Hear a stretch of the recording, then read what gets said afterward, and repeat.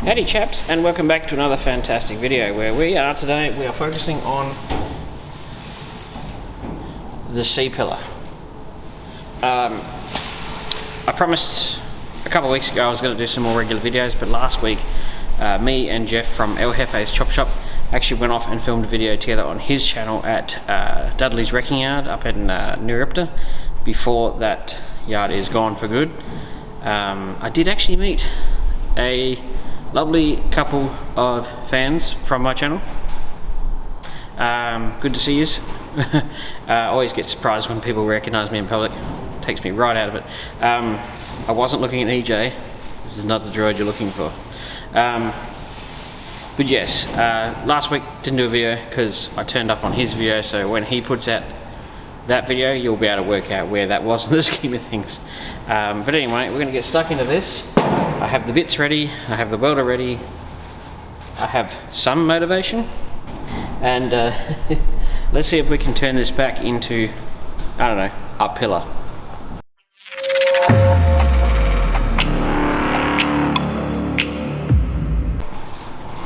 Alrighty, so if you saw in the last video, it was about 2 weeks ago, I worked out that I needed to weld this back to here to bring that pillar back into alignment, because as I cut it, it went plunk. But that shouldn't be a big issue. I will have to open this door, and I'm working out whether or not I probably will take that off through there and take that lip off, because then it's just a lot easier. I can just do some spot welds through there and then figure it out. I'm just trying to work it out in my own head, because I know I've got enough pillar that comes up to about here. Where's the gutter end? The gutter end's about there, so I might have to cut a piece of gutter off, open up the roof a little bit bigger, and figure out what's going on here. Trim this off, which I don't really want to do, but I might have to, just to get it out of the way.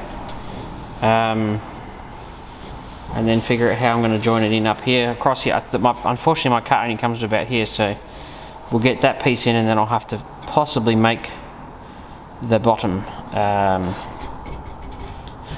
Pretty much is going to be a bit of we're going to have to play it by ear basically, because it's not a stock standard rust hole. It's been done by someone. Right, so first things first, weld that back together, pull it up, weld it back together. That'll be the first thing, and then maybe cut this extension of gutter off and open the roof hole. That's what we'll do first, eh?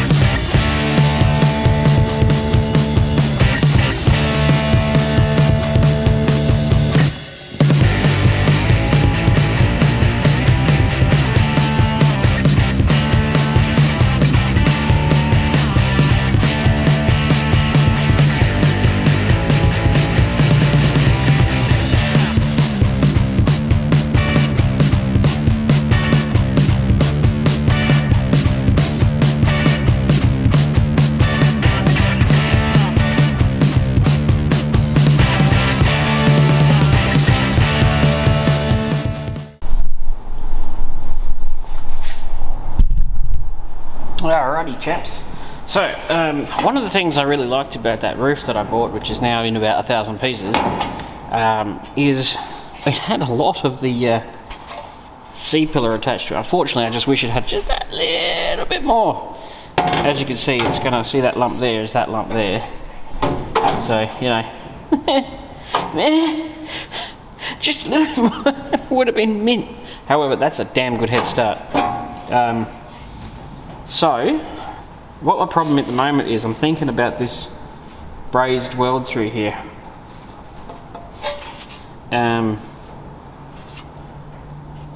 Ideally, I'd like to.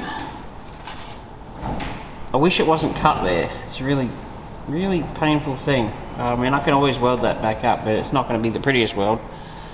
And getting this, see how it goes in behind it? See, this is where all the factory joins are. My preferred method is to go through all the factory joins, because, well, as a qualified panel beater, that's how you're taught to do things. So, and in my opinion, that's probably the safest way to do things, because if that's where the factory join them, that's where they feel that's a good spot to put the two bits together. So, I mean, you could just zip zip and stick it in there, but I mean, if you like doing things your way and it works, great. This is my way, and this is the way I was taught, and this works for me. So, you know, what works for you might not work for me, and what works for me might not work for you. There's two sides to every coin. Anyway, put my leg up like the Riker.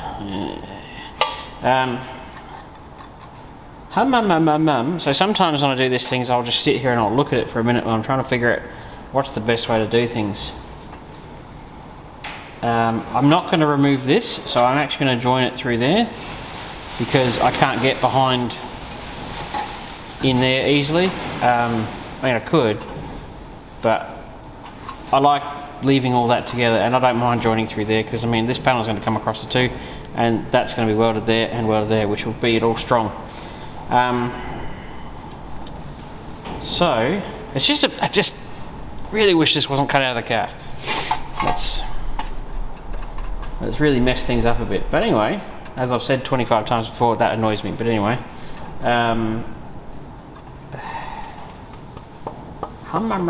see, if I take that inner out of there, I can't join it behind the other one. But my theory goes, if I join it through here, I cut this on the same angle as that, and if I turn my welder up to 11, I could nuke between them and actually weld, you know, because it's only mild steel and it's only like 0.8 and 2 layers of it, that welder could comfortably weld through both of them, because it welds stuff in the tank, no worries, which is inch thick. Shoe fly. So I'm thinking what I might do is just turn the welder up to like 1,000,000 and weld there, like join this through the same spot, weld through there, and then obviously re-weld, like take this piece out down to here and hack the back off that. So join it through there, through the factory join. If they'd cut here, perfect. If they'd cut here, perfect. But right where the thing is annoying me. So we're gonna just have to wing it, okay? So if I turn the welder up to 12, weld that so it penetrates all. I mean, I've got an endoscope, so I can actually stick it in through there and look to see if it's actually gone all the way through. I'd be happy with that. Get rid of this, because, you know, why would I put that when it's right here? Join it down there, across there, re-weld the factory there, down as far as I can, and then trim it up to meet, and we should be laughing like a fat hairy spider. So that's what I'm going to do. It's not your stereotypical repair, but you guys were really like vocal in your in my request for what's your opinion on how you want things done on the videos, and in depth is how you liked it, and in depth is what you're gonna get. Just bear with me, because we're winging it. So yes, I think that's what I'm going to do. You've literally watched me think this through, and that's how I'm going to repair it. because obviously once that's on, the quarter panel actually wraps around that pillar. As see, you can actually literally see there's a step in it. The quarter panel comes around, goes in there, welds down that edge, and then actually once that's done, the gutter actually comes down across the pair of them as well. So there's actually, you want to know why they rust out? Because there's like 3 layers in that one spot. So the gutter switches from being under the roof to being outside the roof here and goes down. So I think we should be right, and we'll get into it.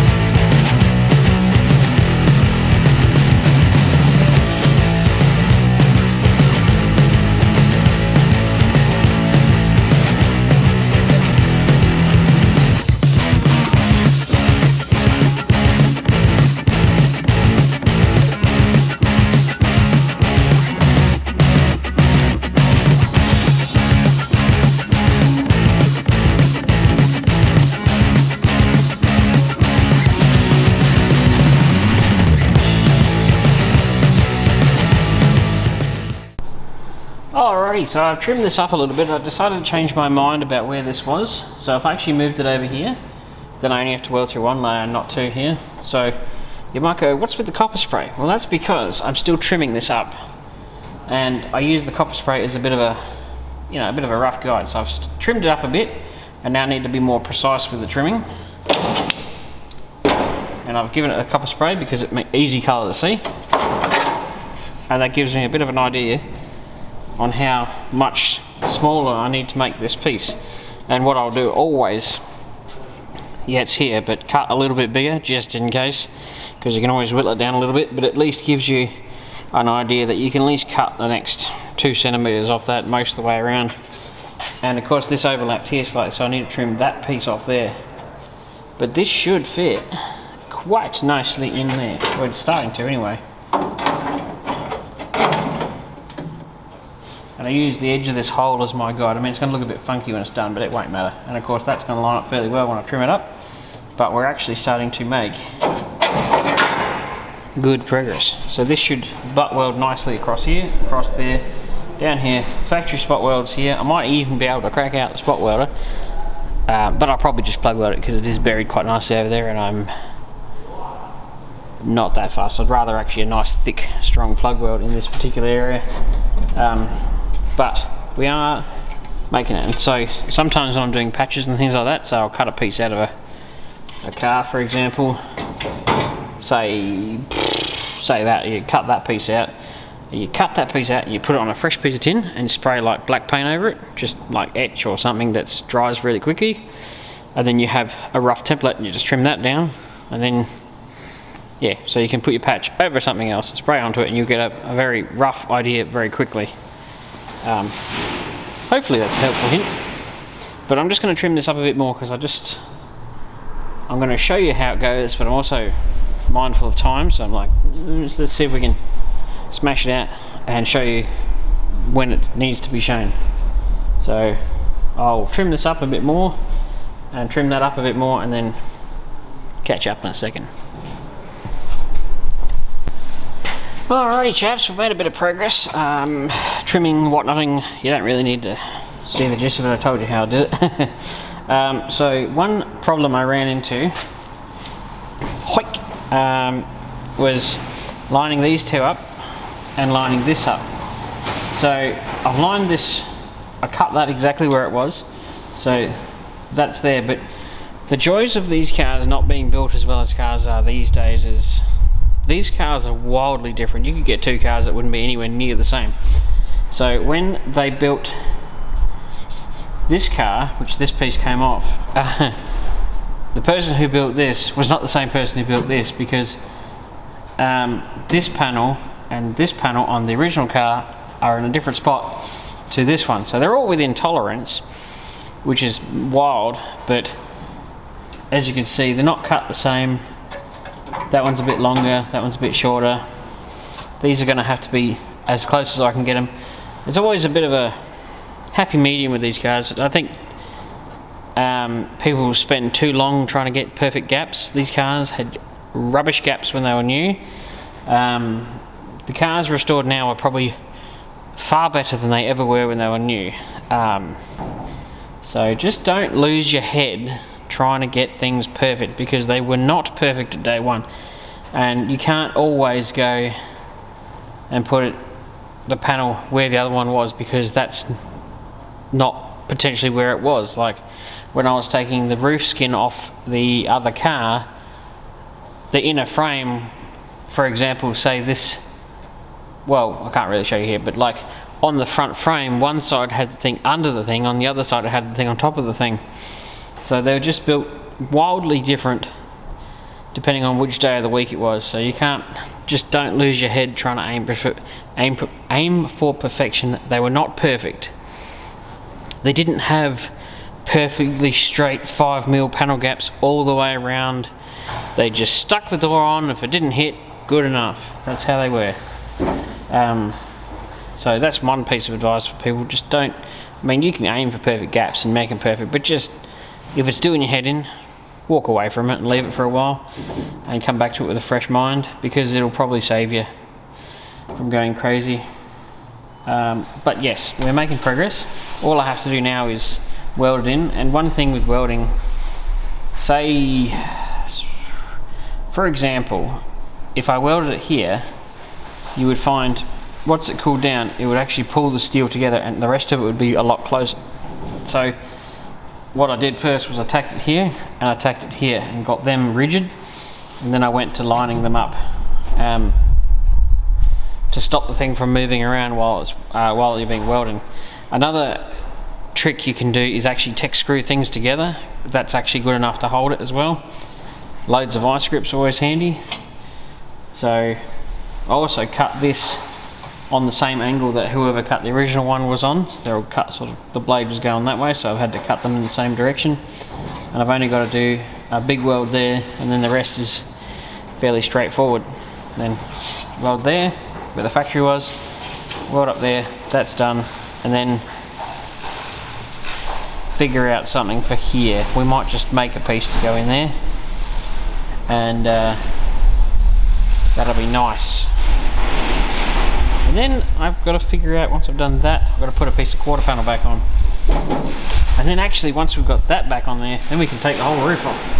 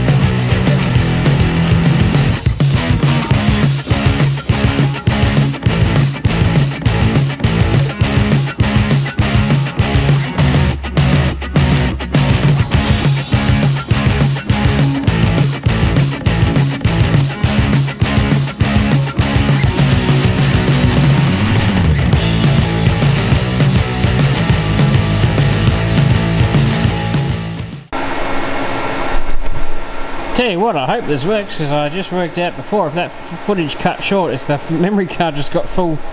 But yeah, there we go, it's looking pretty good. I haven't welded down here clearly. I'm just letting it cool down first and find its happy medium. And I thought I'd chuck in before a little clip of a zoomed in version of welding, so you get a bit of an idea on how I weld. Sorry, just had to pause to sneeze. Hay fever's going crazy today. But yes, I was going to suggest when I weld, say I put a tack on, when I want to come and weld next to it, I actually start half on the weld itself. That way you're actually less likely to blow a big hole through it. So if you're always starting half on the weld that you've just done, you're actually going to do much better. But yes, tack it into its place, find its happy medium, and then go to town. Obviously, don't go insane in one area because you'll overheat it and warp the crap out of it. But you know, take it in stages. But there we go. That's back in. All I gotta do is weld under here, here, and there, and that's a good portion of that pillar back in. Then we just gotta fix this area out.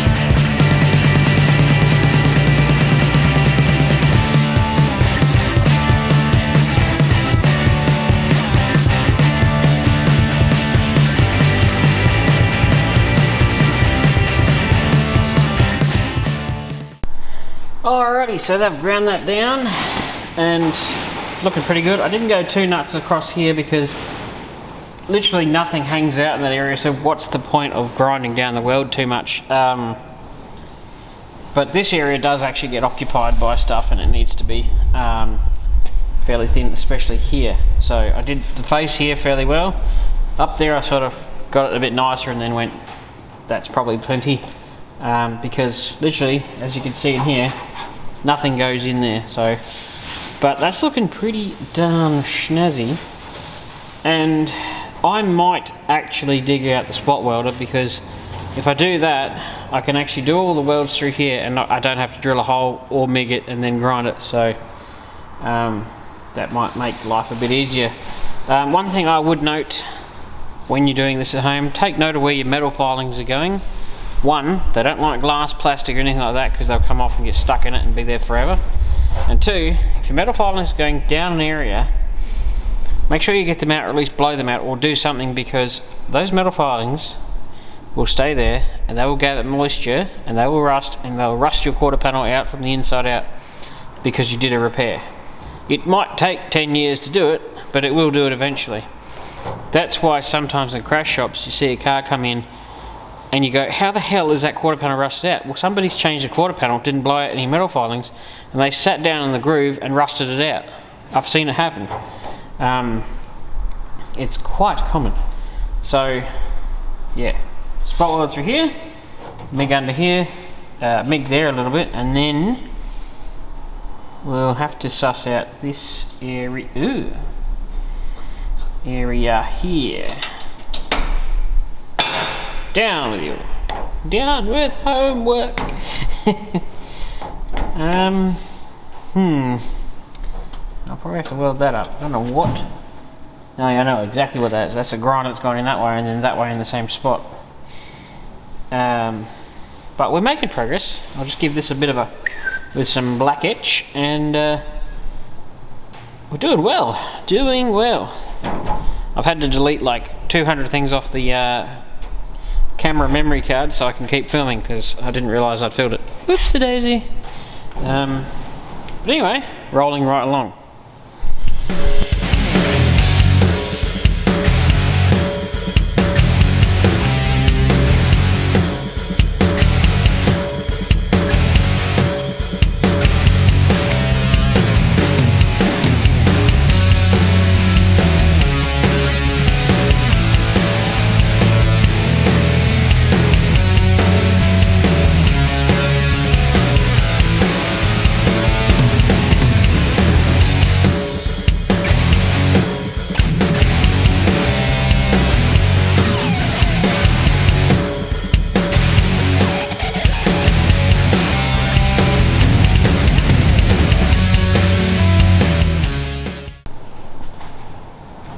Alrighty, I'm going to stop this repair here because I'm convinced there's enough strength here that I can actually round this video out quite nicely by chopping the roof off. I'm going to go around the edges, not drilling any spot welds or anything like that. Take too long today anyway. I'm just basically running out of time. So I'll zip around the edges, take the rough cut the roof off, and that should end out the video quite nicely. I basically wanted to get this strength box section back into the car before I took the roof off, because you'd be surprised how much even a mangled roof is holding the car together. But now that this is back in, this is not enough to affect anything structure, because there's actually quite a bit still there and around there. It's only got a little piece out of it. That's not going to affect it. The quarter panel's still there. That's still attached.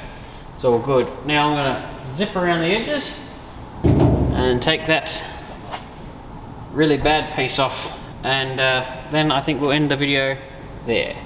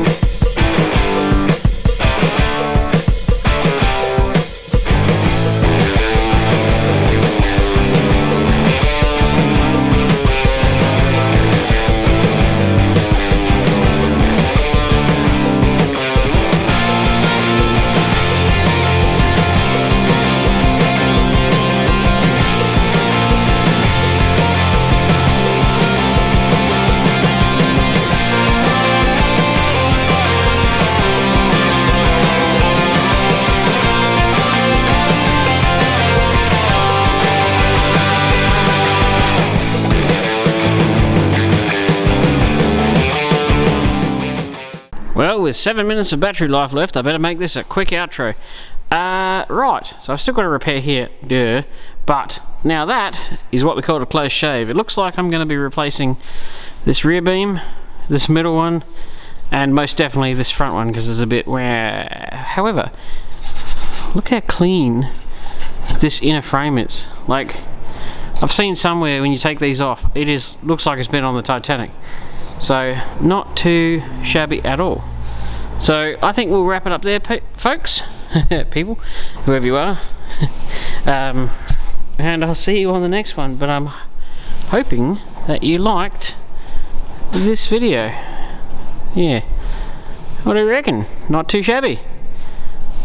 Now that's some progress. I'll see you on the next one.